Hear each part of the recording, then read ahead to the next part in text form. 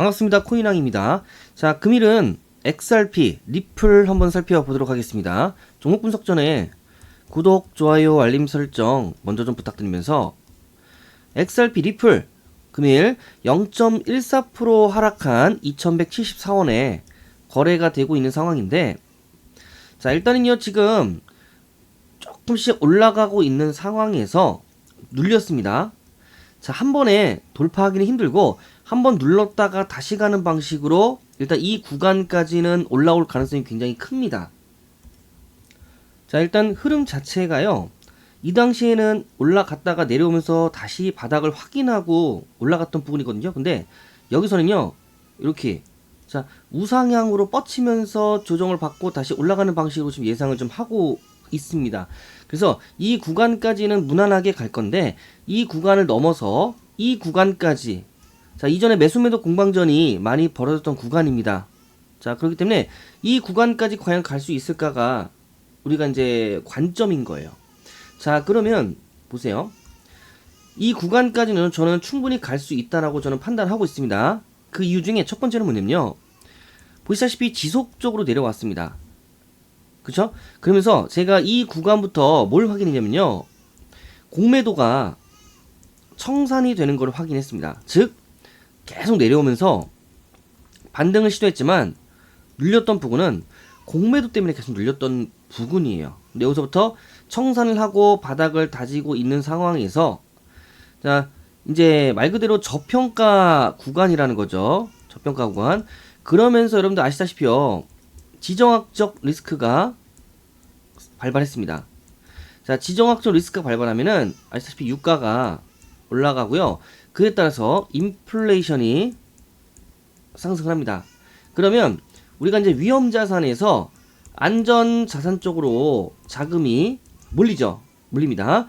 자, 그러면 코인 시장 자체가, 비트코인 자체가요, 디지털 금이라고 해서 안전 자산으로 구분이 되기 때문에 이때부터 비트코인은 꿈틀대면서 움직이기 시작했고, 자, 밈코인들, 알트코인들은요, 요즘 좀 조용했었어요.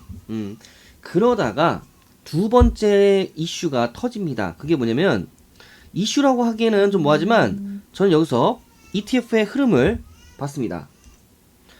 자, ETF의 자금 흐름을 제가 주의 있게 살펴봤습니다.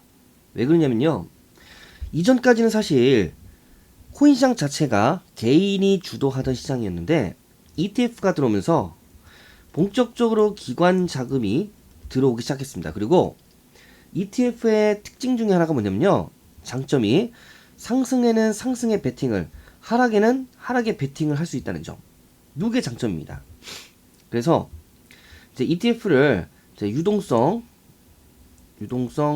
투자 자산이라고 부르죠. 그래서 어느샌가 ETF 쪽에서요, 기관의 움직임이 많이 들어왔습니다.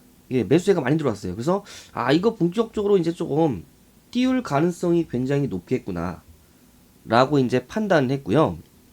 개수세가, 자, 이 기간부터 이 기간까지 추천을 드린 셈이죠, 저희 회원들에게.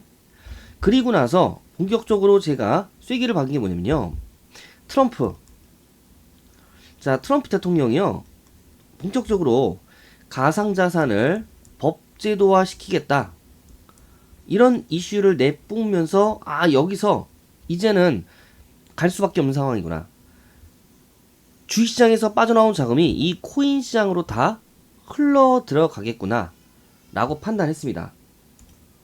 자, 따라서 지금 말씀드린 부분 정도는요, 이 구간까지는 충분히 올라갈 수 있습니다. 그러면 이 저항들을 넘어서 이 구간까지 가려면요, 또 다른 이슈가 있어야 되는데, 자, 그 이슈를 제가 지금 말씀 좀 드리겠습니다. 이게 뭐냐면요, 은행들이요, 비트코인에 투자할 경우 역대 최고 수준인 1250%나 되는 위험 가중치를 반영하도록 한 국제 은행 감독 기구인 바젤은행 감독위원회 규제가요, 올해 개정을 앞두고 있습니다. 미국은 벌써 90일간의 공개 의견 수렴에 들어갔고요. 이 같은 규제가 완화될 경우에 가상자산 시장에 대규모 유동성이 공급될 것이라는 그런 기대 섞인 전망이 나왔습니다. 자, 이 얘기는 뭐냐면요. 은행이 자, 비트코인을 매수를 하려고 합니다. 근데 비트코인 자체가 위험 가중치가 1250%나 돼요. 그러니까 자산 중에서는 최고 위험 가중치가 높습니다. 그러면 은행 입장에서는요. 바젤 규정에서 정한 건 뭐냐면은 1250%나 되는 이런 위험 가중치를 자산으로 끌어들이겠다. 그러면 이만큼의 현금을 보유를 하고 있어야 됩니다. 그렇기 때문에 부담이 되는 거예요. 근데 이게요. 이제 개정을 앞두고 있다. 즉 이 위험 가중치가 대폭 감소할 거라는 예상이 나오고 있습니다. 그러면 은행 입장에서는요. 비트코인을 품을 수가 있어요. 예. 자, 그래서 이 같은 이유는 뭐냐면은 은행도 일단 이 시장이죠. 이 비트코인 시장에서 조금 더 활발하게 움직이도록 하는 그런 뉘앙스라고 보시면 돼요. 자, 그래서 여기 보시면요.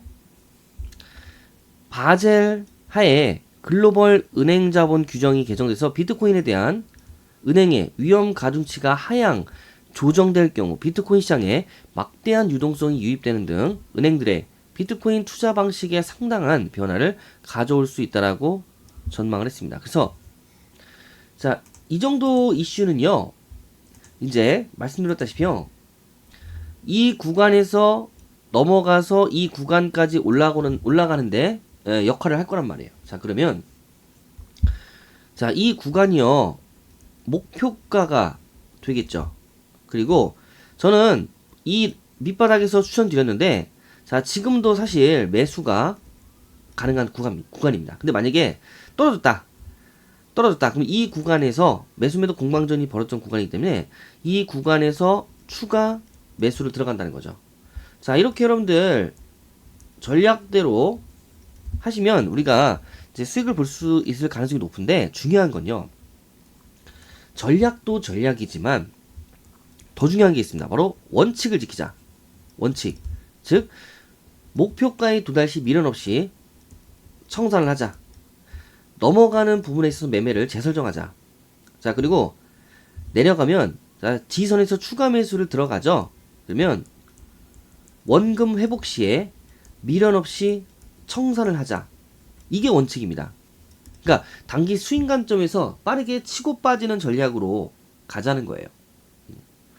자, 그렇기 때문에 여러분들 우리가 이렇게 원칙만 지키면 코인 시장에서요. 크게 이렇게 뭐 실패할 일은 저는 거의 없다라고 보고 있어요.